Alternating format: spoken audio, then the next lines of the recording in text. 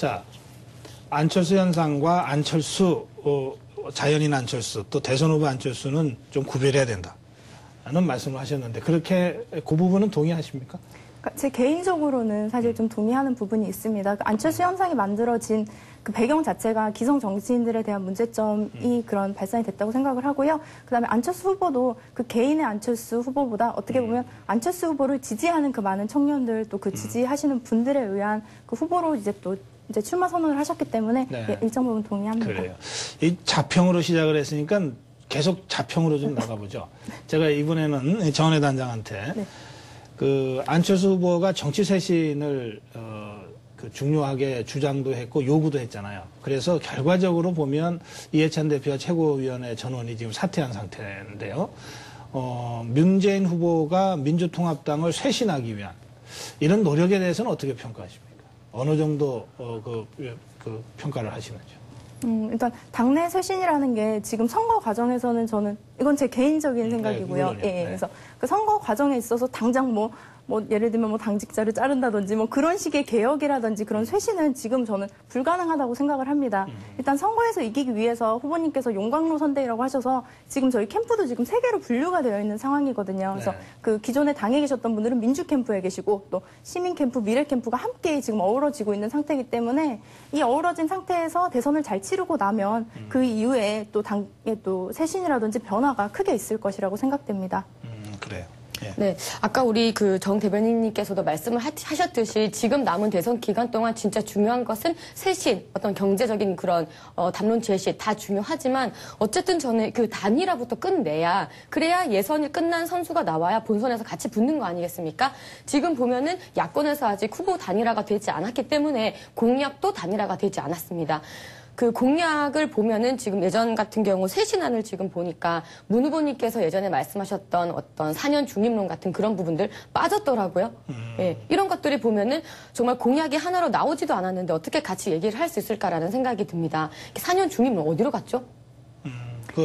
네. 두 후보가 만나서 한 그 새정치공동선언에는 네, 그 그렇죠. 부분이 빠졌습니까? 네, 예. 그 부분은 빠져 있고요. 그러니까 조율하는 과정에서 저는 정치라는 것이 꼭 내가 어떤 공약을 하고 이걸 꼭 해야 된다라는 것도 있겠지만 타협하고 조정하는 과정도 필요하다고 생각합니다. 그 타협과 조정이 나쁘다는 게 아니라 그것을 빨리 국민 앞에 들고 나와야 그것을 검증하는 시간을 갖는다고 보는 거거든요. 대통령 선거에 지금 30일 정도 채 안 남은 이 상황에서 타협과 조율을 지금 왜 하고 있는 건지 그것이 가장 의문입니다.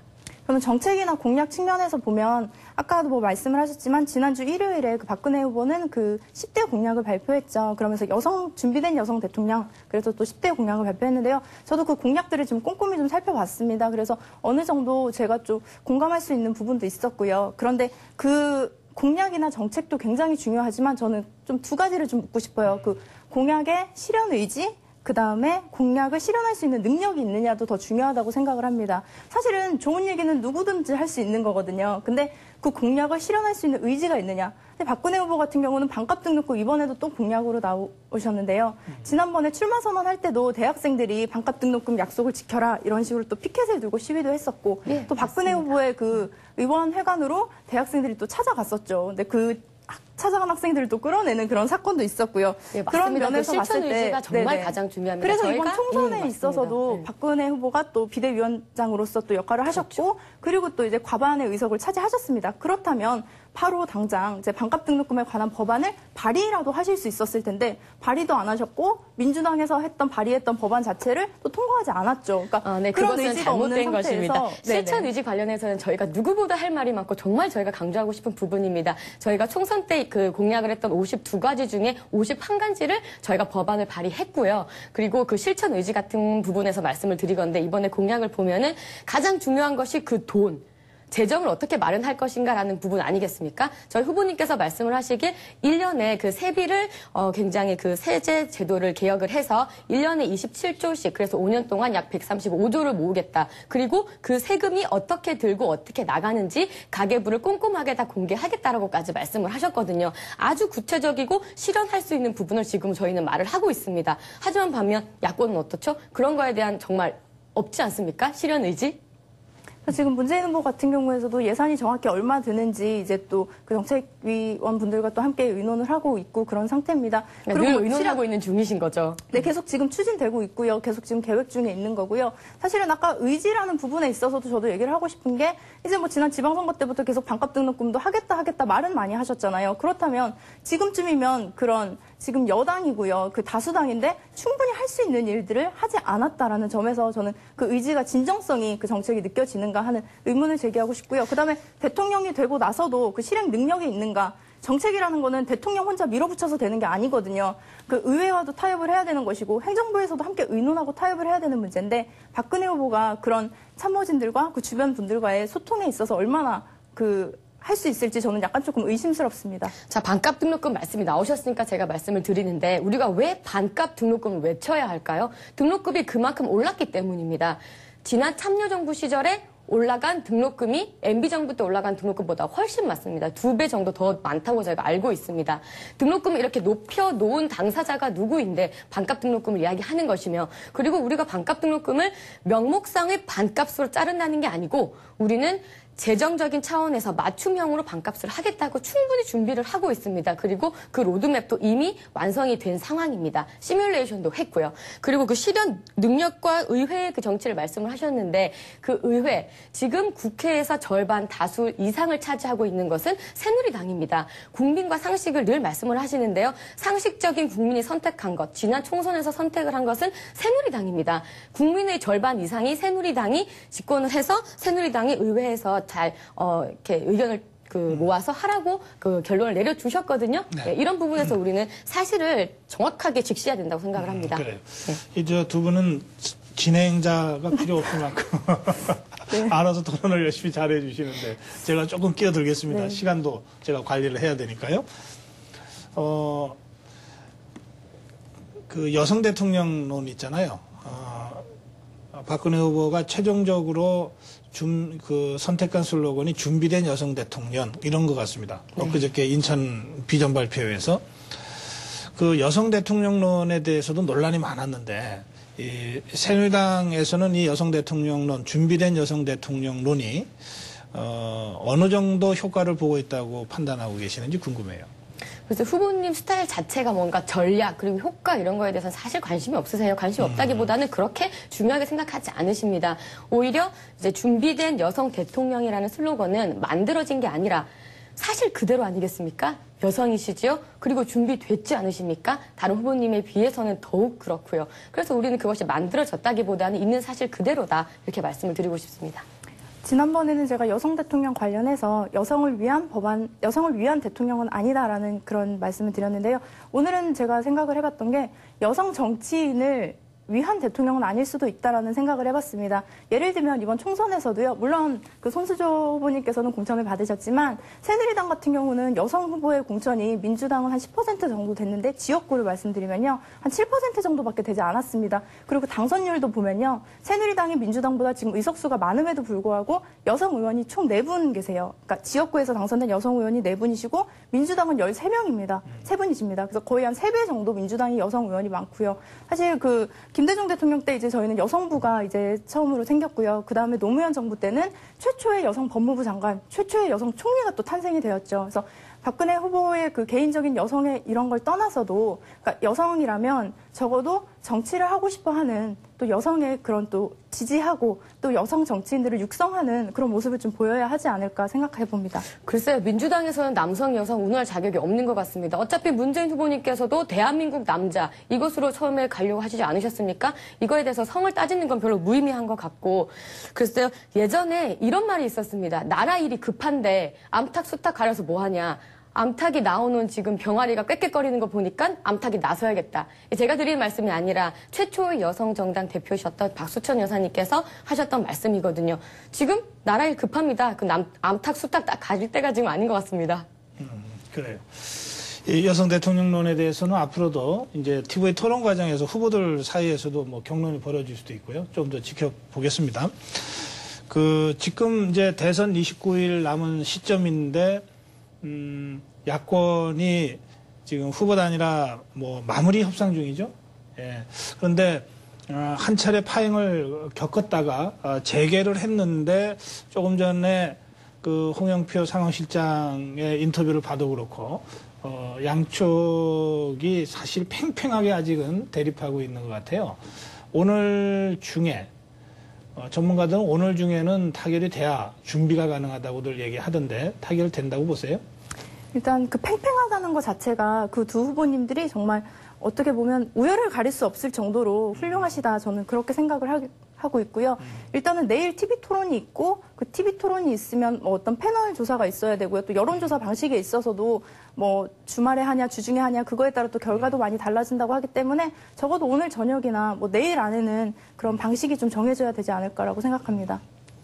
근데 저는 처음부터 꾸준하게 일관되게 말씀드리고 있는 것이 빨리 단일화가 돼서 후보님이 나오셔서 저희가 판단할 수 있는 시간이 하루라도 더 많아졌으면 좋겠습니다. 그래요. 그런데 새누리당의 이 주요 당직자들, 이 지도부에 있는 사람들이 문재인 후보로 될 것이다 자꾸 이렇게 발언하더라고요. 그게 그냥 예측하는 분들은 아닌 것 같고 이게 평론하시는 분들이 아니잖아요.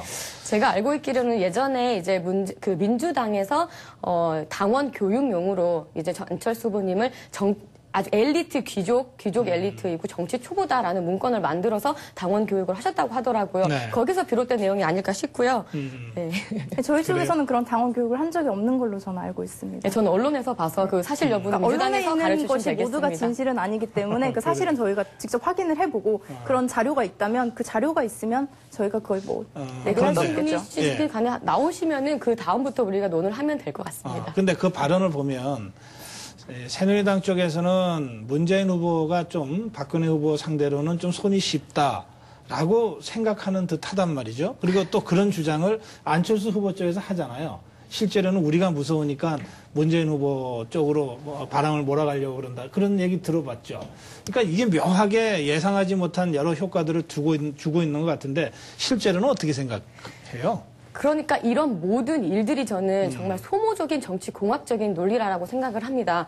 이런 정치적으로 누가 더 이길 것 같으니까 누가 나왔으면 좋겠다라는 이야기들이 우리 정치 지금 속에서 왜 나와야만 되는지 저는 그것이 너무 안타깝습니다. 논의 자체가 그렇다. 어떻게 보세요? 그러니까 저도 뭐 생각해보면 단일화라는 것 자체가 무조건 이기기 위해서 단일화하는 것은 아니거든요. 네. 그 국민들의 그 지지 세력과 그 국민들의 민심을 함께 반영하자라는 의미에서 단일화를 하는 것이기 때문에 저도 좀 무의미하다고 생각합니다. 그래요.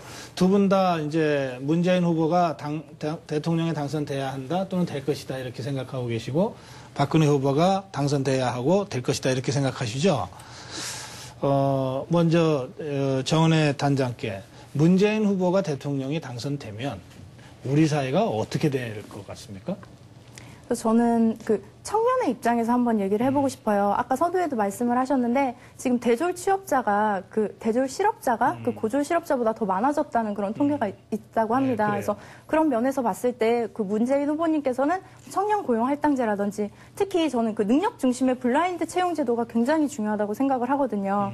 물론 뭐 학벌이나 이런 문제들도 있지만 사실은 뭐 가족이라든지 부모님이 뭐 하시는지에 따라서 사실은 직업을 선택할 때 그런 뭐 불이익을 당한다든지 출신 지역에 의해서 차별을 받는 그런 문제들에 있어서는 후보님께서는 청년들을 위한 표준 이력서를 만든다고 하셨습니다. 그래서 그런 부분에 있어서는 청년들에게 기회를 줄 수 있는 대통령이다라고 저는 생각을 합니다. 그래요. 박근혜 후보가 대통령이 되면 우리 사회가 어떻게 변할 거라고 기대하십니까? 저는 이렇게 생각합니다. 지금 우리에게 필요한 거는 레볼루션, 혁명이 아니라 에볼루션, 진화인 것 같습니다. 하나의 차를 몰아도 이 핸들을 급하게 꺾으면 그 안에 있는 사람이 다치고 혼란스러워집니다. 하물며 이 나라를 이끌어가는 대통령이 핸들을 잡았다고 생각을 할 때 정말 부드러운 커브리, 부드러운 변화 속에서 따뜻한 성장이 이루어지는 이런 앞에 그 당면한 과제가 있다고 보고요. 예. 특히나 이제 이번에 18일 날 우리 후보님께서 말씀을 하신 공약을 보면은 중산층을 70%까지 끌어올리겠다는 어떤 중산층 이제 확대 프로젝트를 하고 계시기 때문에 재건 프로젝트를 하고 계시기 때문에 네. 그런 부분에 있어서 굉장히 저희가 많은 이제 응원과 지지를 받으실 수 있다고 믿고 있습니다. 그래요. 그럼 마지막 질문 짧게 제가 드릴 테니까 네. 짧게 답변 좀 해주세요. 대통령이 되려면 문재인 후보는 뭘 해야 됩니까? 지금부터 29일 동안.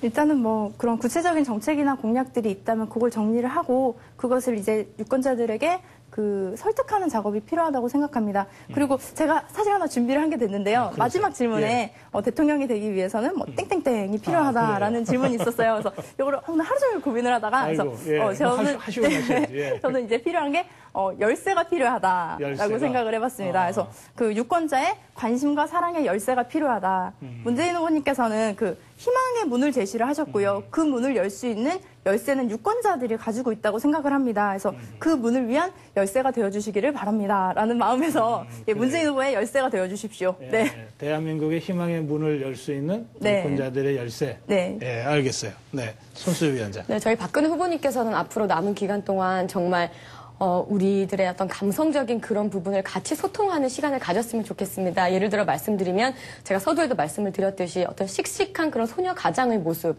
뭐 아픔을 딛고 그런 것을 다 이겨내시면서 최초의 여성 대통령이 되고자 도전을 하시는 그런 모습, 감성적인 모습 많이 보여주셨으면 좋겠고 열쇠도 너무 좋은 아이디어입니다. 그리고 제가 생각한 건 커튼콜입니다. 항상 우리 이제 당 같은 경우는 예전에 천막당사 할 때나 그리고 IMF 힘들 때나 그리고 이번에 총선 때나 늘 박근혜 후보님께 요청을 드려서 커튼 앞으로 나오시길 요청을 드렸습니다. 이번 18대 대선에서도 국민들께서 박근혜 후보님을 대통령으로서 불러내서 커튼콜을 부르는 국민의 지지를 그렇게 보내주시길 부탁드립니다. 예, 오늘 두 분 수고하셨어요. 이 당에서 좋은 평가가 있었으면 좋겠네요. 다음 주에 뵐게요. 고맙습니다. 감사합니다. 감사합니다. 네.